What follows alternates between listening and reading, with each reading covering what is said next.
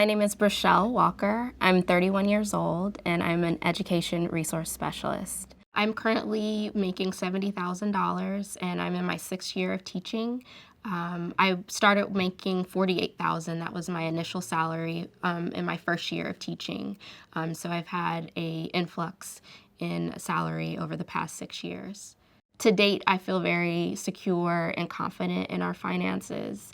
Maybe 5 years ago, not so much, because I was just starting out in my career. But right now, I feel very confident in our finances and savings.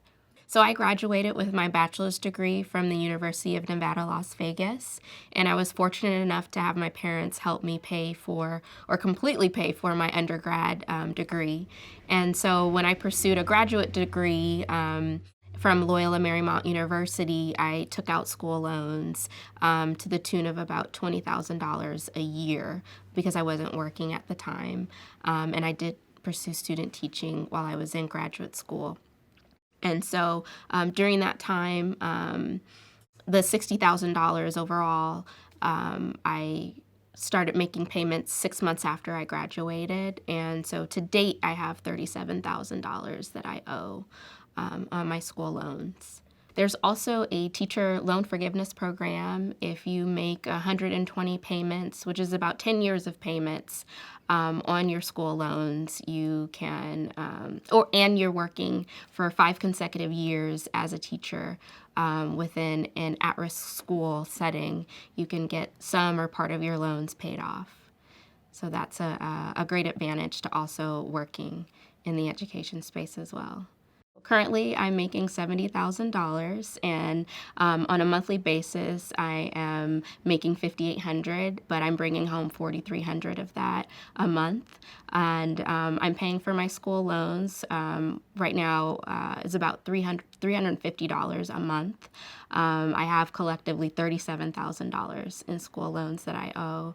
And then I'm also paying teacher dues, which is about $135 a month.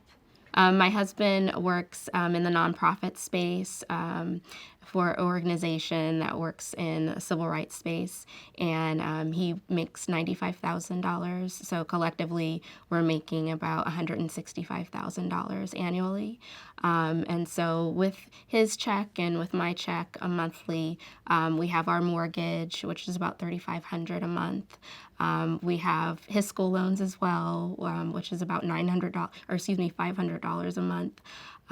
We have a child and her diapers and formula and medical needs are about $100 a month. And food and groceries are about $400 a month. And trying to think, utilities are also an expense, which is probably about $400 a month. I know our cell phone is about $235 a month. And I think that's kind of give or take where we're at with our finances on a monthly basis. What we try to do is save half of my check a month. So we're probably saving about $2,100, $2,200 a month.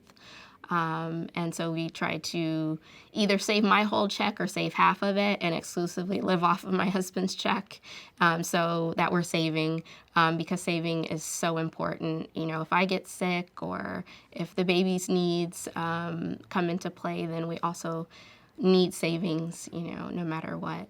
We were saving before our baby, but we haven't started saving for her college fund and things of that sort just yet, but I know that's something in the future that we need to work on. My family has always invested in real estate, and so through seeing it as a child until my adulthood, I always knew I wanted to invest in real estate. So when we got married, our parents helped us in buying an apartment building, a 5-unit apartment building in Los Angeles. And so with that, my husband and I manage the apartment building and collect the rents, and we're able to, that's a part of our savings as well. Monthly, and being able to invest in the real estate and manage the apartment building that we have. The 5-unit apartment building that we have generates about $3,500 a month, and then what we take home is about $2,000 a month after the mortgage is paid off and after the utilities are paid for. And with that, we're able to pay our mortgage, or part of our mortgage, and other expenses that occur through managing the apartment building. Yeah, money is really a means to be able to pursue what you want to do in life. And so my husband and I love to travel. We love to eat good food, and we love to have experiences. So we want to make sure that we're always on target and saving in order to have some of those life luxuries, such as traveling and having just experiences overall.